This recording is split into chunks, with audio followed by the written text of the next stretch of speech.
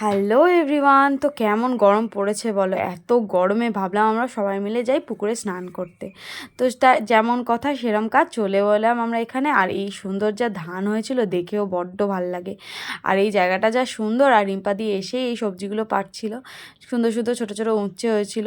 তারপরে এই দেখো আঙুর হয়েছে, কি সুন্দর লাগছে না দেখতে। আর তারপর দেখি বাপিও এসেছে কলা কাটার জন্য, কিন্তু কলা তো হয়নি।